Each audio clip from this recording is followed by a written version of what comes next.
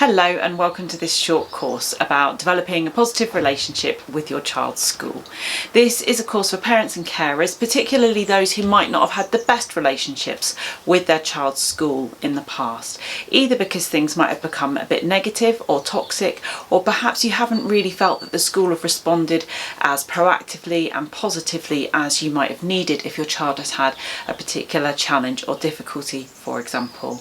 We're going to think really carefully about how to build really good relationships in the best interests of your child, and how there are things that we can be doing, the school can be doing, in order to meet the needs of the person who really matters in all of this, our children.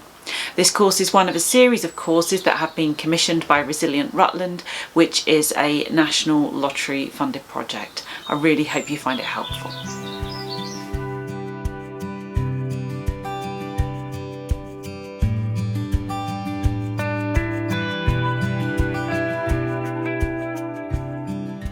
The first thing I want to address is the fact that some of us have been burnt in the past. We may have had a negative experience with a previous school or a previous teacher, and we tend to carry that, and it can make us assume that there can only be negative things that come out of these relationships, and so we walk into a new relationship with the burden of the old one, and we assume that all relationships may end this way.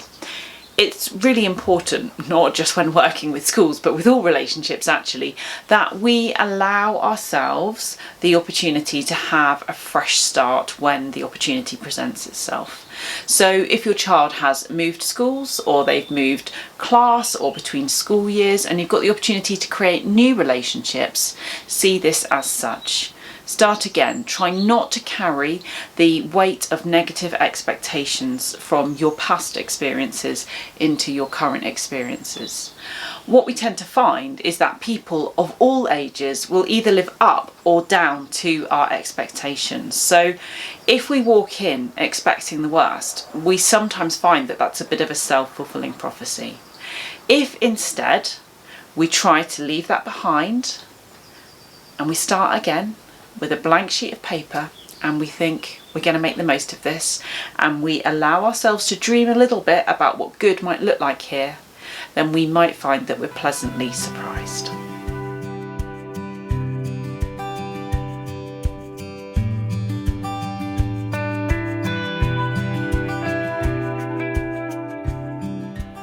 Not all school staff are made equal. In every school there's a whole range of different people, and actually the people who we get on with and who we can build positive relationships with might be different for us than it might be for the next person, and there's all sorts of different reasons for that. Sometimes it's to do with the needs that we present with or our child presents with. Sometimes it's to do with difference in cultural or ethnic backgrounds. Sometimes it's just to do with shared experience, and sometimes it's just about character traits. We're all different, and there's a whole range of people within your child's school. So it can be really helpful if you can begin to identify the ones with whom you get on well, or your child gets on well, and who you think might be able to champion your cause a little bit and help somewhat. Your child can probably identify these people from really early on. There will be members of staff to whom they gravitate and who they feel have got their back and who seem to be on their side. These members of staff really, really matter in terms of your relationship with school. No matter where they sit in the staff hierarchy and the pecking order, these allies, these champions, are really, really helpful to you. Look to nurture and build these relationships. And that doesn't need to be big and complicated. This is a quick chat on the school gate when you're dropping off in the morning, or a smile across the playground. These kind of micro interactions, they all build to a much bigger and more positive picture for your child and for you.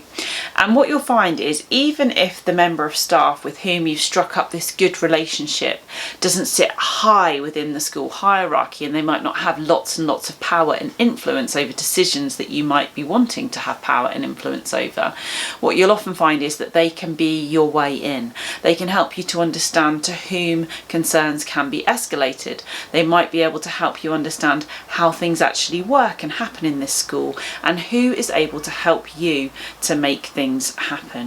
they can also, of course, really help in making the day-to-day a bit better for you and a bit better for your child, particularly if you find yourself in a time of challenge. So where there are allies, where there are champions for you or your child, really look to nurture these relationships and lean into them.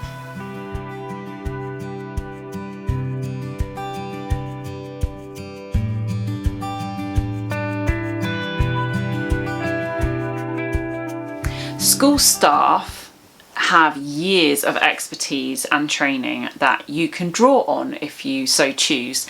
And like anyone, we all have an ego to protect. And if somebody asks us to help them or give advice on something that we feel that we really understand, that can often feel like quite a privilege and a really positive thing. If someone respects and trusts your expertise enough to ask for your advice on something, that's a great thing.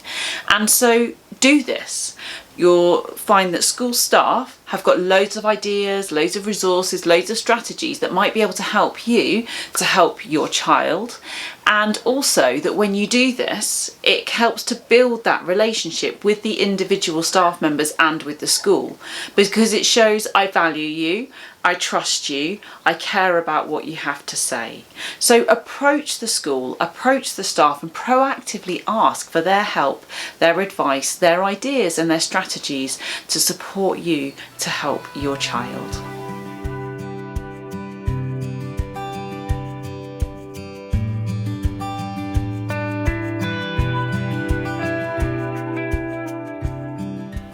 As well as asking the school how they can help you with their expertise, remember too that you're an expert in many things, but particularly in your child. So the child in your care, you probably know more about them and how to support them than virtually anyone else. And there will be all sorts of strategies and techniques that you've tried over the years to support your child, particularly if they've got specific needs or challenges. And if you take a little bit of time to reach out and talk to the school about this, then that can again really help to build this relationship, but also can help to get your child off to a good start, because you've given the school and the staff there information and ideas about things that might have taken you years to work out, which they can then use right away to support your child in school. This is something that we found has worked particularly well when children were at home for long periods of time during the pandemic, and we found that some children actually found it much easier to work from home, and many families were able to share ideas with school about what worked for them when they were schooling from home and remote learning, and those ideas were able to be adapted and picked up by the school, so that that transition back to face-to-face learning for learners who might have found that a bit more difficult was eased somewhat. So this kind of dialogue between home and school is really, really important, and it's about striking the right balance all the time, because we're never looking to tell the staff at school how to do their job. That's not what this is about. This is about saying, I'm an expert in my child, and these are the things that have sometimes worked for me. Maybe you'd like to learn from them too. Or even sometimes we're saying, I'm an expert in my child. This absolutely doesn't work with my child. These are the things that we avoid, and this is what happened when we tried them. But of course, it's a two-way thing. We're looking also to invite their expertise and ideas too, and this should be a constant dialogue, always with your child right at the heart of it.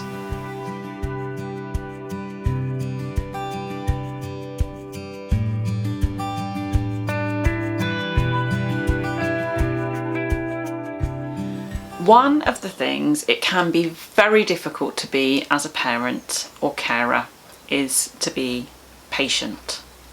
But if we step into the shoes of a typical teacher or head and we begin to look at things from their point of view, then we might just start to understand why a little bit of patience is needed, because we have one child that we're going to the school about that we're particularly concerned about. They are right at the top of our agenda.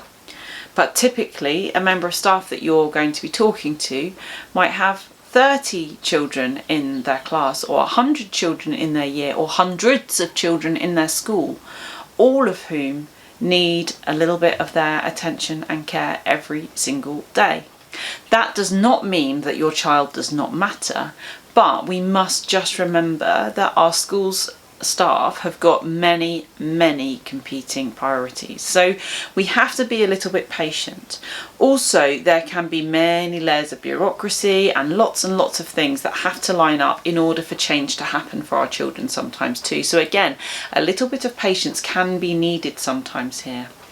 However, it's not just about being patient, it's also about being persistent, for just the same reasons actually, because if your child is one of 30 and the teacher has got many other pressures and draws on their time, then actually sometimes they might need that gentle encouragement, gentle reminder that your child still needs their support and help and guidance.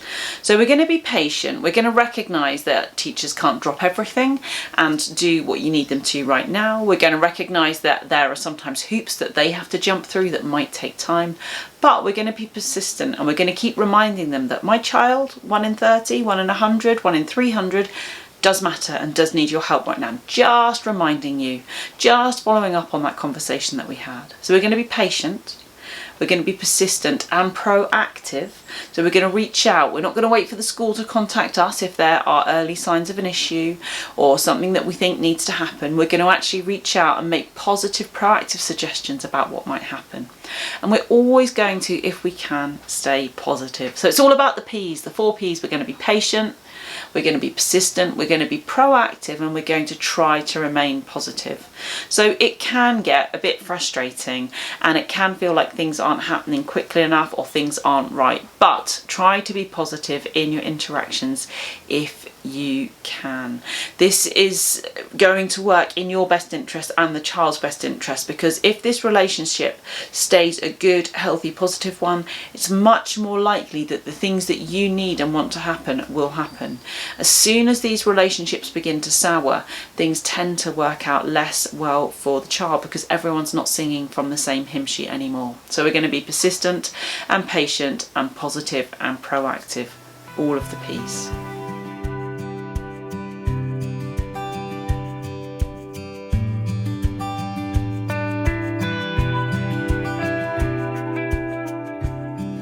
So we talked in the last module about being patient and persistent and proactive and positive, and those things all began with P, but now we're going to talk about the big K, which is kindness.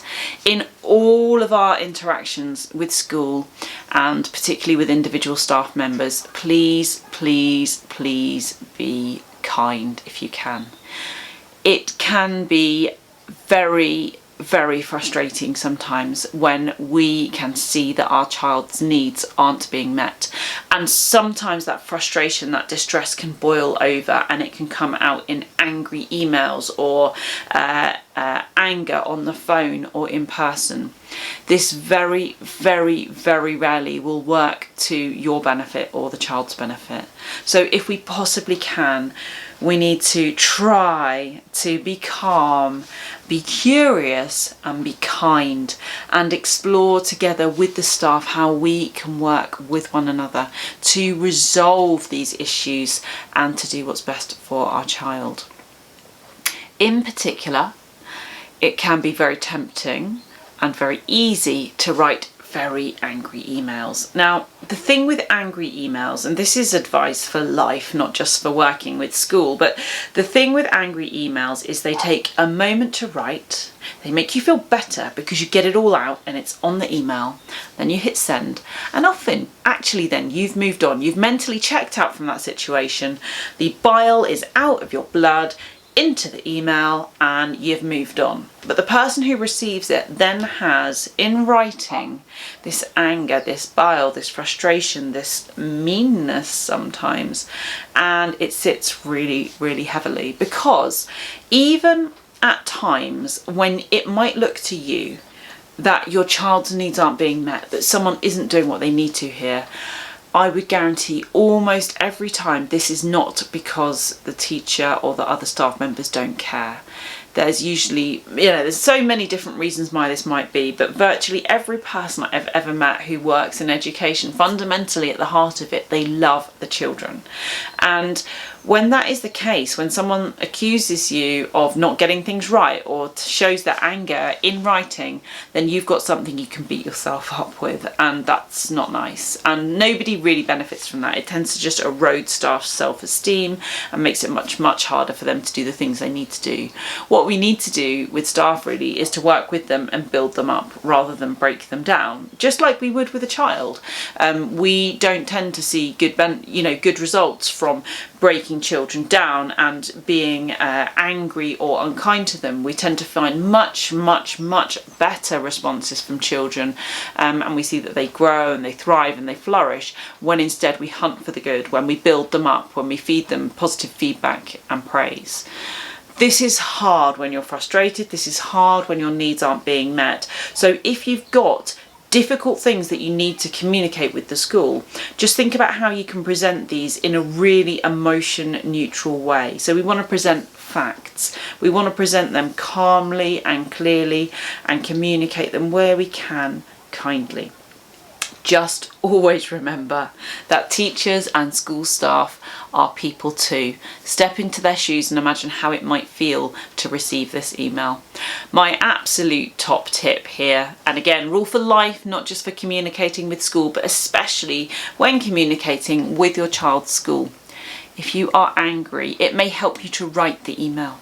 By all means, write it, get it out, work out what it is that you need to say. Do not send it.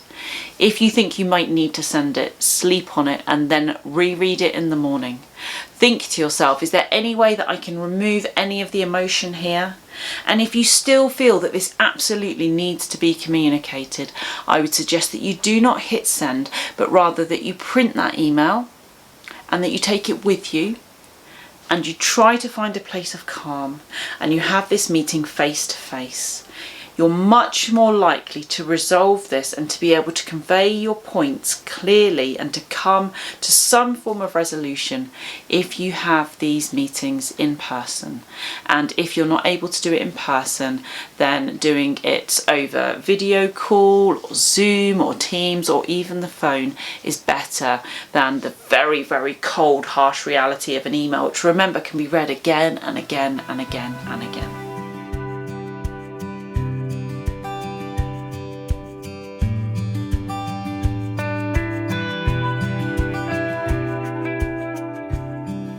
I've quite often worked with schools or families where the relationship seems to have broken down somewhat and everyone is unhappy and there's quite a lot of discord there.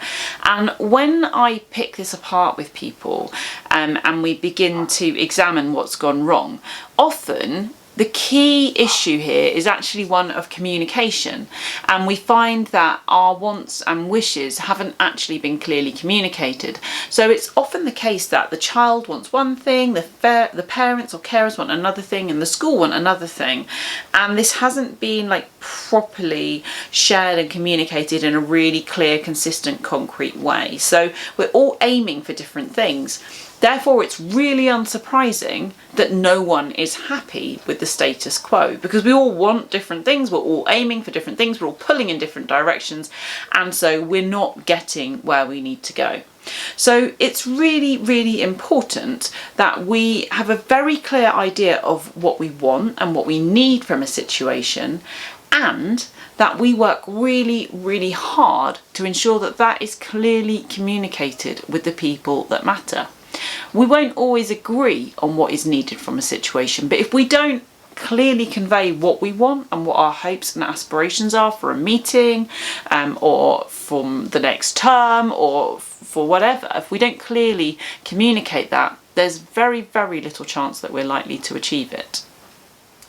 If you do have meetings with school and you go away thinking that something is going to happen as a result of this meeting, it can be very helpful actually just to write that something down. To write in an email, for example, thank you ever so much for meeting with me today. My understanding from this meeting was X, Y and Z. That person A will do thing B by time C. Is this your understanding too? And actually put it really, really concisely and succinctly and clearly like that. What this does is it reconfirms those expectations, and crucially it gives the school the opportunity to say, hang on a minute, that's not what we agreed at all. My understanding of the situation is ABC, not XYZ. And then that begins a discussion, and hopefully we find where the commonality is and we can agree what is actually going to happen next. If you don't confirm in writing and you don't say, this is what I've taken away, this is what I think is going to happen, then when this doesn't happen, we're going to get pretty annoyed when actually perhaps the school are aiming towards a completely different set of criteria. So take a moment, thank them for the meeting, write down your perception of what you thought happened, and then seek to make sure that that is their understanding too. Likewise, if the school communicate with you, and often the school will, saying, thank you for coming for the meeting today, this is our understanding of what happened. If there's anything there that doesn't ring true for you and this isn't what you hoped for and wasn't what you expected, do just push back on that and clearly communicate what your hopes and what your understanding was, and try to come to an agreement here. When we all are aiming for the same thing, we're much more likely to achieve it.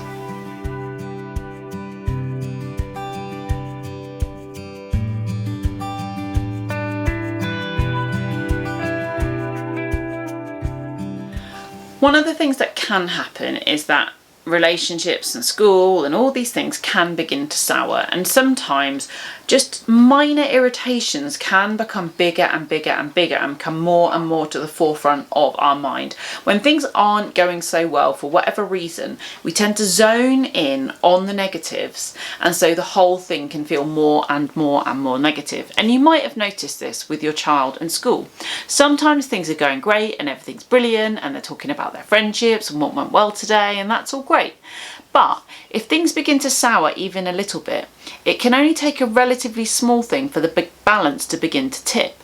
And then what we find is that we seek things that kind of chime with our understanding of the world. So if right now, as a child, I think that school's not a great place, maybe I had a fallout with my teacher or things went wrong in the playground today, if I feel a bit like school's not a great place, I'm going to look for evidence that school is not a good place. And those things are going to loom large, and I'm going to zone in on them, and I'm going to talk about them, explore them and ruminate them, because our brains are geared to try and find proof of our beliefs all the time.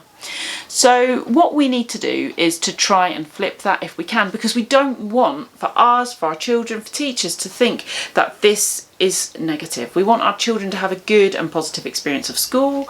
We want our teachers and our staff to think positively about our children, and we want to be able to have a positive attitude towards the school too. So what we need to do is we need to hunt for the good. And we need to do this really, really regularly. And what we find is that when we get into the habit of doing this regularly, then we begin to flip our thinking and we begin to see school as a positive and good place, even if it had been a bit negative for us before. But if we do this every day, then we begin to, encourage ourselves to think school is good. And then we find it's easier and easier and easier to find these good things. So you might need to start it as quite a deliberate practice. Each day you might, with your child, reflect on what was the good thing that happened today? What was the one thing that made you smile? What was something that made you proud? And no matter how tricky and challenging things might feel at any time, hunting, and sometimes you have to hunt pretty hard, hunting for that positive, that glimmer, and really making that feel bigger can really help. And you do this regularly, you do this daily if you can, and you find that after a little while it's much, much easier to find those positive things. I give this same advice to school staff. If they're working with a child who is finding things a bit of a struggle at the moment, and perhaps there's some unmet need there with regards to behaviour, and they might be making things a little bit more challenging in the classroom, then we find ourselves actually in a situation where it's easy to zone in on the negatives of that child's behaviour and the disruption that it might be causing and the distress that it causes for us and other children and all those things.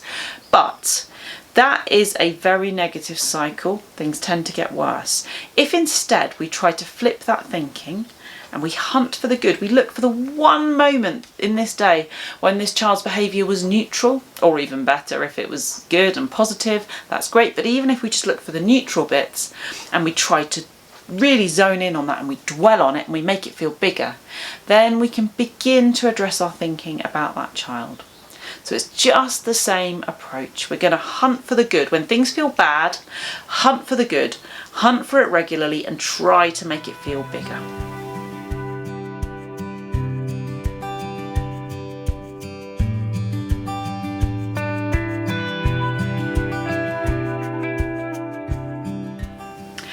When in doubt, it's really important to remember that you and the school and any other agencies that might be involved with your child are all on the same team. Team child. The thing that binds you all together is the child that you care for. And so, when in doubt, remember that, because sometimes it feels like we're on opposing teams, that it's, you know, there's a clash here and things aren't always positive. But actually we're all on the same team, the child's team. So always remember that. And if any time we find that we're beginning to have different aims, different objectives, different ways that we want to do things, come right back to the child. Where possible, our aims, our goals, our aspirations as a team should be determined by the child's needs, wants, wishes and motivations. When we have got a common motivation, a common need, a common goal, we're much more likely to be able to achieve that. We talked about that in an earlier module. And what we will find is if we give a child the space and the safety to begin to make their voice heard in all of this, so that we can be driven by their motivations and their goals, and we work around them to achieve the things that really matter to them, then we find we begin to make progress. And what happens here is that instead of all pulling in different directions with all our different aims and all of our different needs and all of our different wants, if we're solely driven by one set of needs and wants and wishes and motivations, those of the child, then we're all going to push in the same direction. And it's like that scene in the Finding Nemo film, you know, where all the fish are trying to break the net, and when they're all swimming in different directions, they can't do it. But actually, when they all swim together, all in the same direction, they quite quickly are able to be much stronger together and break through the net. It's like that. We can do big and incredible things, but only if we are all swimming in the same direction.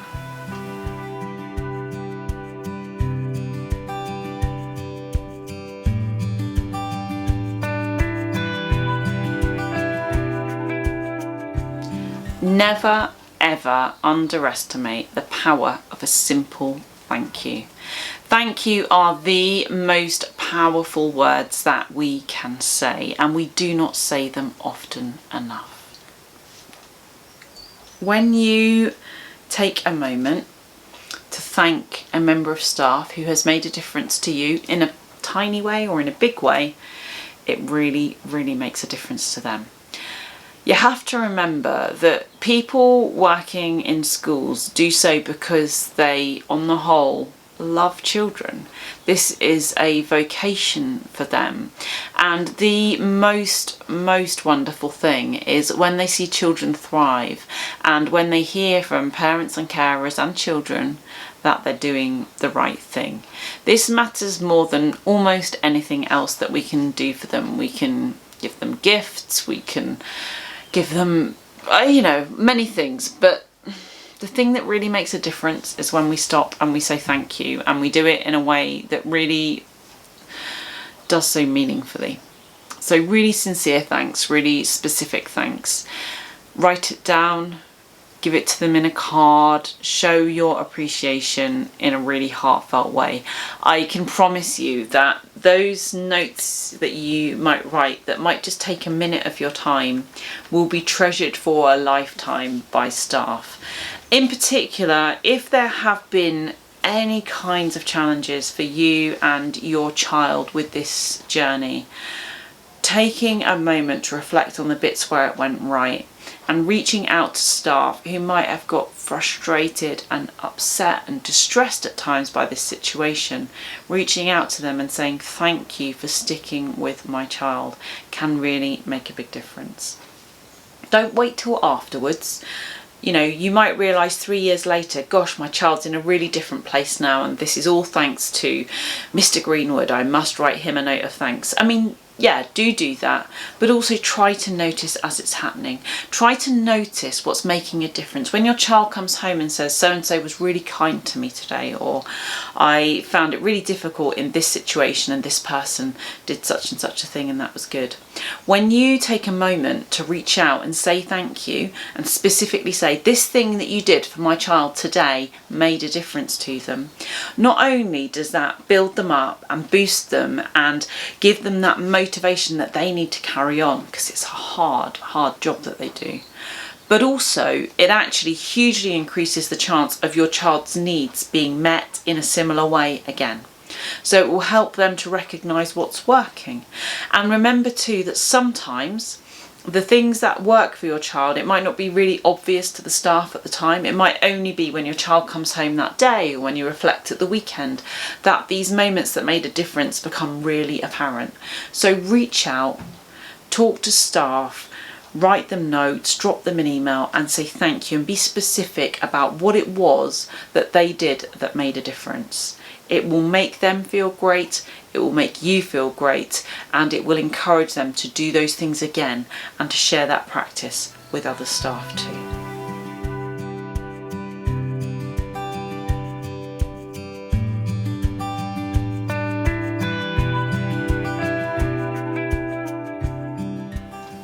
I hope that there were some helpful ideas in here and that it didn't make you feel too negative. I think it's really important to note that for most people, most of the time, the relationship between home and school is a pretty positive one. Sometimes it's kind of neutral, but sometimes it goes a bit wrong. And really, this was what we were trying to address today, is trying to avoid those moments when it might go a bit wrong and trying to address that, to change it, to try to make this positive.